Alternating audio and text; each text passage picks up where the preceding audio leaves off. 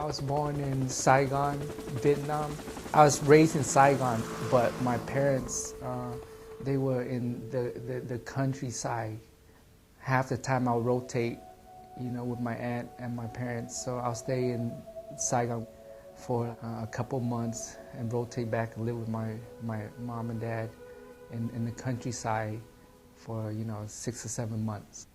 It was fun, but it was tough at some time because we didn't have much.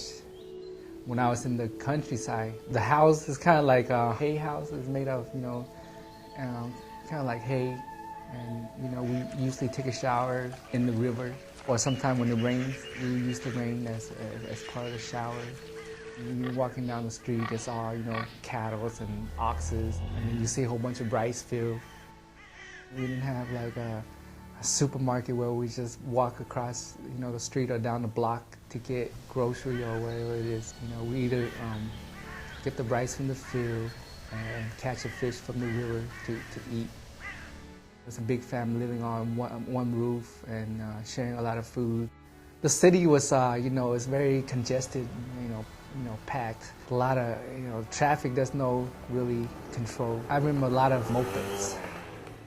They didn't have playgrounds, stuff like that. So we just, play in the play soccer or stuff like that, sports. I was sleeping and then my dad woke me up and then he said, "Hey, we getting ready to leave." He'll take me into this, one of those bicycle cart with the thing on the back. And then we jump on there and, they took us to this, either a port or, place where they had a boat. We just jumped on the boat and we left Vietnam. At that time, I didn't understand what was going on. I was just going wherever my dad was going. All the families, relatives, and aunts and uncles, they knew the main person that organized the trip, and using his boat would go around and ask people, if you want to escape or take off, this is how much.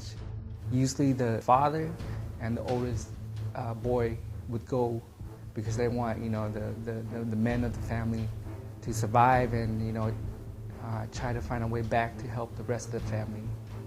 Back then, he said that if you get caught, then we'll be turned over to the Viet Cong, and from there, they can do anything to us.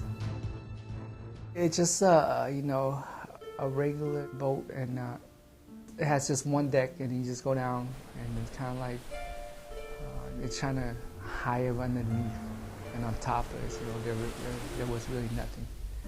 And usually when we go up on top, it's either to, use the bathroom or catch fish to eat. A lot of people were sick and they didn't have any medicine and stuff like that. There was a lot of, people don't feel well, coughing, and there's a lot of, you can tell people are, just starving and stuff like that, really skinny. Once we got close to the Philippines, I don't know which island, we hit a coral reef about probably 100 yards away from land, and we couldn't move anymore. Everybody decided to, jump overboard and swim in to shore.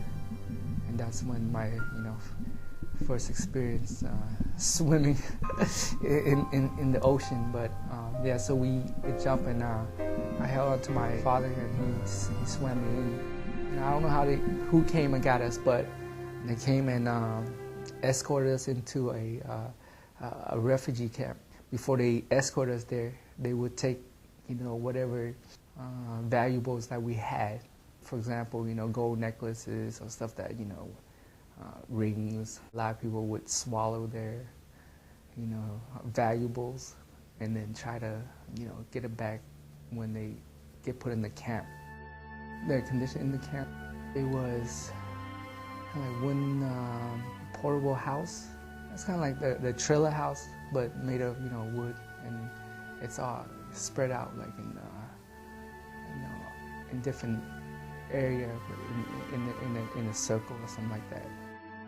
I was there for a year and a half. I remember playing with the kids, One of the things that we did on there was make kites out of bamboo sticks and paper. My dad, I don't know what he did. He broke the law. He did something that was illegal. So he had to stay there a little bit longer. And the only place that he can go to get sponsored from was Australia. He told my uncles, go ahead and take me in. And he was getting ready to leave, before my dad was. So my dad just told him to take me along so that I don't have to stay here any longer, so I can start my life with my uncle, and then hopefully he can catch up later on.